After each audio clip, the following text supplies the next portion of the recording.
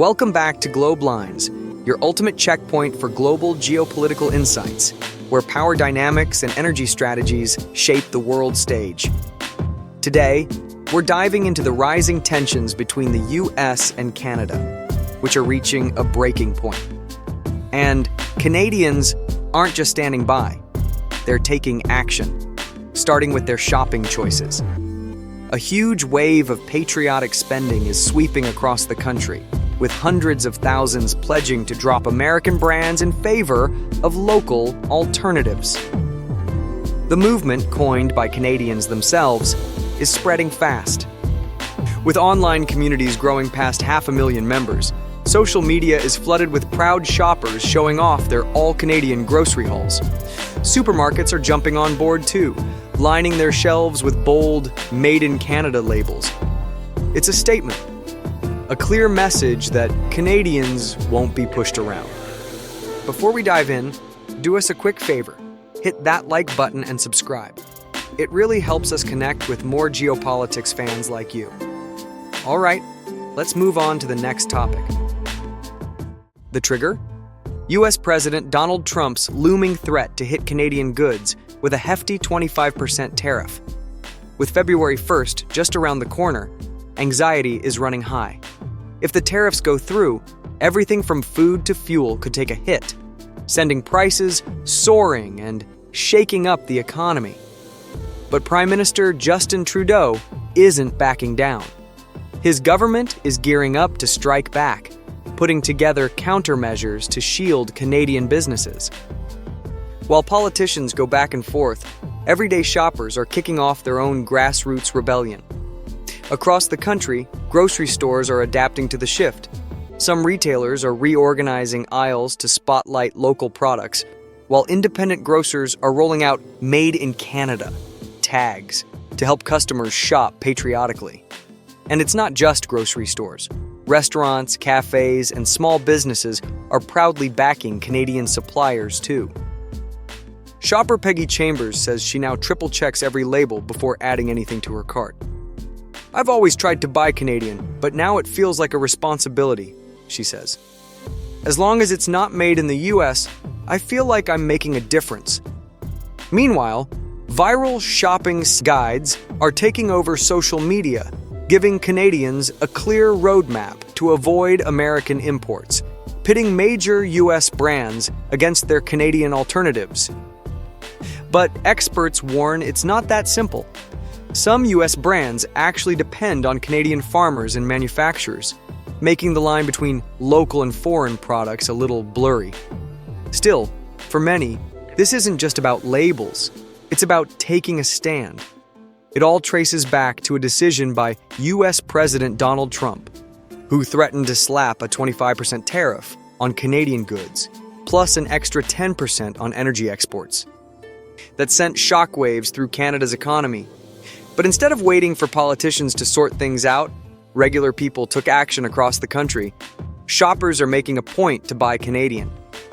Social media is flooded with tips on avoiding American brands. Lists comparing us as products to homegrown alternatives are going viral. Even grocery stores are getting in on the movement, adding special tags to help customers identify Canadian-made goods. For some, it's an easy switch. Dairy meat and in-season produce, those are almost always local. But when it comes to packaged foods, cleaning supplies, or fresh fruit in the winter, things get a little trickier. Ottawa resident Don Profit sums up the new mindset. "If it's made in Canada, it's going in my cart." But this shift isn't just about groceries. It's a statement, a way to push back. Even Canadian officials are on board, with Prime Minister Justin Trudeau himself encouraging people to support local businesses. At the same time, his government is gearing up to hit back against Trump's tariffs, targeting billions of dollars worth of American goods.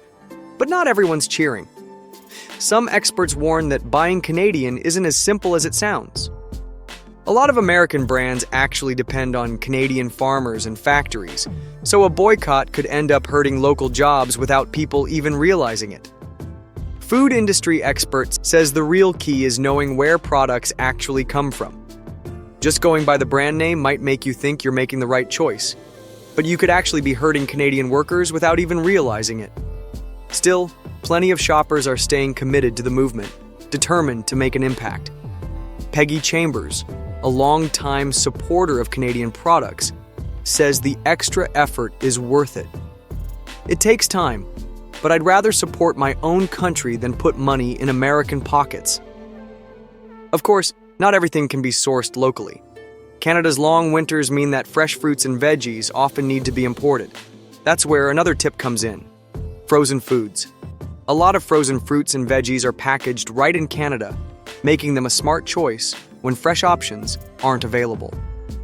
Beyond the grocery stores, the economic impact of this shift is huge, with Canadian farmers and manufacturers seeing a big boost in demand. Businesses that depend on U.S. trade are getting ready for some tough times. If the tariffs hit, you might have no choice but to raise prices, which could scare off customers for good. And it's not just small businesses feeling the heat. If the Buy Canadian movement keeps gaining traction, even big retailers might have a hard time keeping up with the demand for local products. The economy's taking a hit, and it's not just about trade anymore. For a lot of Canadians, this is about something bigger: national pride. Every dollar spent on local products feels like a small act of defiance. It's a message: we don't need the U.S. to survive. But the truth is, Canada's economy depends on the U.S. more than most realize.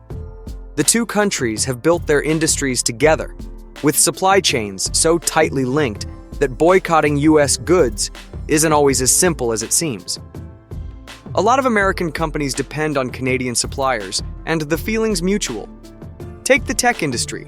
Canadian startups want to back the Buy Canadian movement, but they also rely on American partners, investors, and customers. Cutting ties with the U.S. market would mean fewer opportunities and lost revenue. Meanwhile, other industries are finding out where they stand.